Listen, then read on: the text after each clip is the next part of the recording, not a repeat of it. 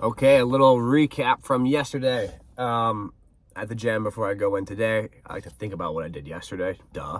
Again, it's easy to just go into the gym and work out and not really prepare at all, which is really normal.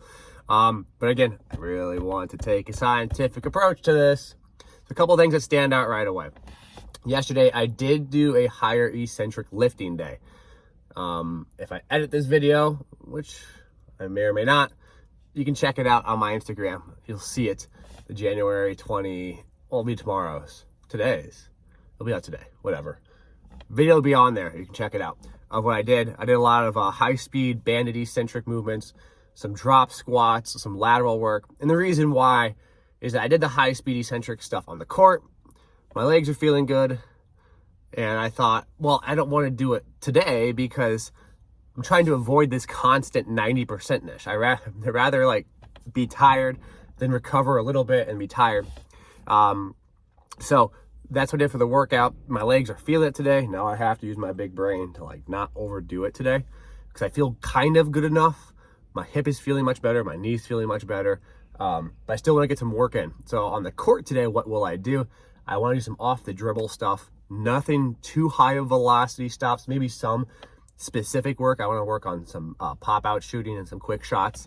To break a sweat, probably 15 to 20 total minutes. That's where my court volume of higher intensity work is now. It's easy to go to the court and just work out for 2 hours at 60%, and I'm not interested in that. And that's what I want to talk about now, is how much my thought process has changed and how I do the drill for the sake of the drill versus for the sake of making or missing the shots. And that's a huge difference. A lot of athletes will go in and they'll train and they'll deem their success whether or not they made or missed jump shots within the drill. That doesn't really matter. You're not doing the drill to make or miss shots. If I just wanted to make or miss shots, I could just cheat every drill and make it easier to make a shot.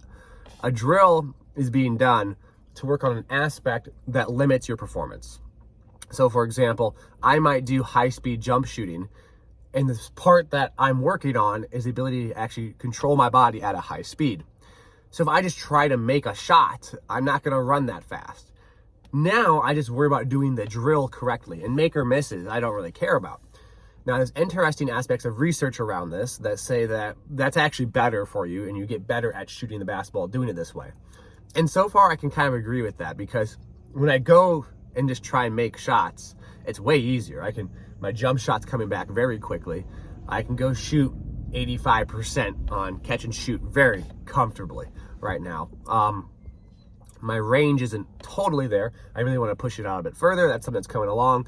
But that's the moral of the story, is I'm focusing on the drill, not an arbitrary metric like, oh, am I making or missing a shot?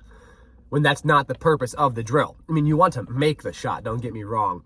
But now I don't have any psychology associated with oh, I have to make this because coach is watching or whatever. I just don't care. I'm just trying to get better. And when the pursuit becomes solely directed towards getting back to better, the entirety of it, then you just focus on the drill and making sure when I do the drill, am I running faster? Did it feel good? Did it feel like I was running at this speed? Did I feel controlled, not controlled?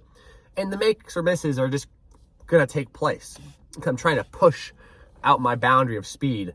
If I'm trying to work on something, here's the paradox. If I'm trying to work on something that I'm not good at, I'm not going to make that many shots at it because I'm not good at it. So if I start to make lots of shots, it's not really a drill that's useful. So an example is if I go and shoot set shots. If I went right now, I shot 50 set shots. I'd probably make 43, let's say. That's pretty fair. 43 out of 50. Wouldn't be too hard for me. Okay, cool. That's 86% from the three-point line. Does anyone shoot 86% from the three-point line? The correlation between your set shot and off-the-move shots begins to fall apart very fast, especially when the movement becomes more and more demanding. So my question is, I don't really care about the set shots. It's kind of like a high tide raises all boats. Working on these high-speed drills will help my ability to make these easy shots. Working on easy shots isn't going to help my ability to make tough shots. And so just saying that out loud today, I do want to incorporate some off-balance shooting, some other aspects of toughness in shots that you'll see, and you'll think I'm absolutely nuts shooting some of these shots because they look ridiculous. But that's the whole purpose of it. And this is a big paradox that happens in player development and whatnot, because you want to showcase, oh, this player is getting better. I want them to feel like they're getting better. And making shots is the only objective metric of getting better that we can hang our hat on at the moment for most coaches who maybe don't think beyond that. But in reality, that's not the purpose of a lot of drills, because if I just, yeah, you want to get better at making shots in the drill, but I can't get upset about making or missing a shot because by default, I'm doing a drill I'm not good at.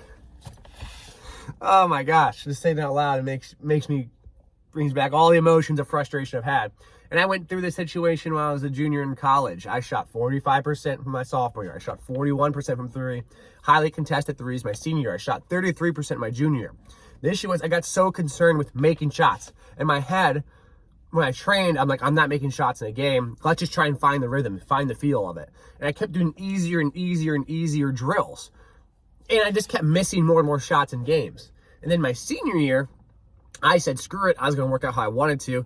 And I just made more shots. And my sophomore year, when I could really shoot it, as well as my freshman year, but I didn't play minutes on varsity at all. We had a JV team in college, a D3, kind of cool. But I shot a ridiculous percentage. I probably shot 55% from three-point line that year. But my training was just taking wild shots. But unfortunately, when I started to miss some of these shots my junior year, I started to revert back and internalize the process and give up. I didn't really know why I was doing it or the science behind it. And this is why I'm doing this now through this process, because I reflected back on my career. I was like, I really made a mistake in a couple of years because I stopped doing what got me really good.